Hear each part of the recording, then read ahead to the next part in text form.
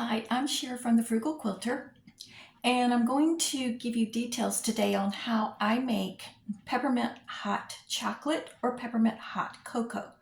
One of the first videos I ever made was addressing how I make hot cocoa or hot chocolate a little bit more frugal. But this particular video is more like a recipe. Now it's kind of strange that I'm making hot chocolate today because we're going to be in the 80s today. We were in the 80s yesterday, 80s tomorrow. I'm just loving this weather. But hey, if you like chocolate, you like chocolate, and I really like peppermint. And as it gets warmer, today is Friday, March 6th, 2026.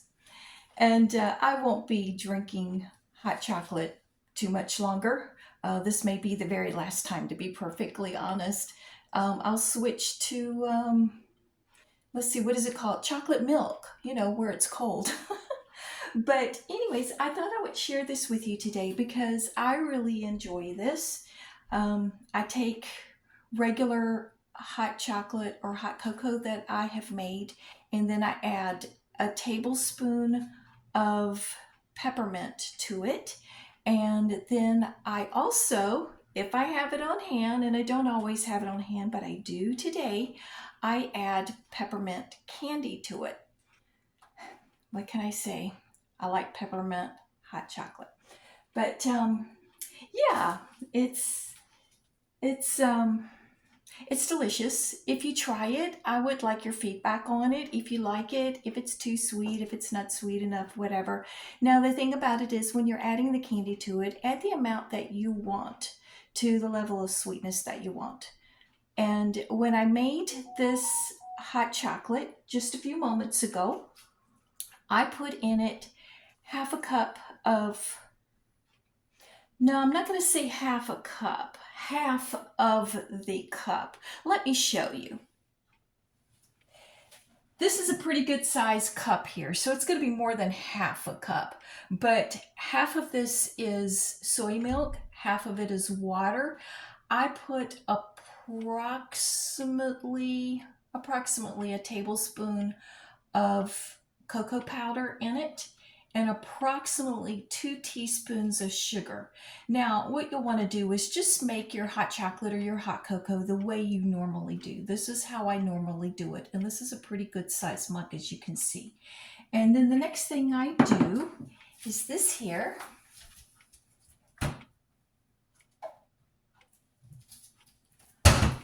I add peppermint extract to it. And I like a very pepperminty taste. So I add not quite a tablespoon. This spoon right here is actually 2 teaspoons worth. And I add about that amount right there.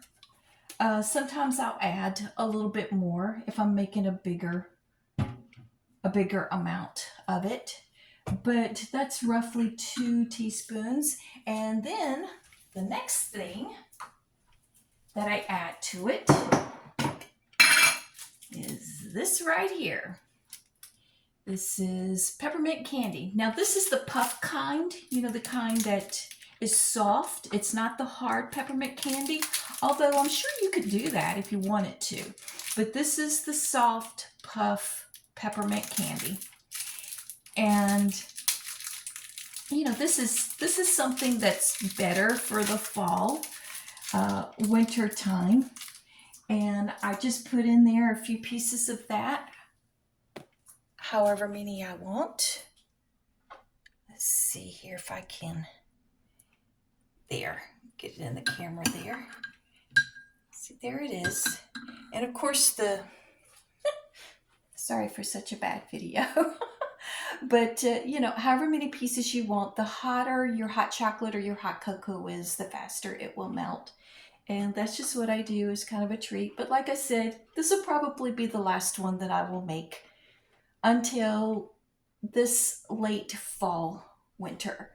But I really enjoy this. This is one of my favorite treats, if you will. And, but yeah, we're having beautiful weather here in central North Carolina. And we're no longer cranky like we were here recently. We were quite cranky in January and February because we just had such unusually cold weather and unusual inclement weather, and we were not happy campers. But we're very happy now. It's just absolutely beautiful. Everything's in bloom. Such beautiful trees out there. Bradford pears, cherry blossoms, dogwoods, they're just all coming to life. We've got flowers everywhere. I was noticing yesterday for Cynthia bushes. Of course, daffodils have been up for a couple of weeks.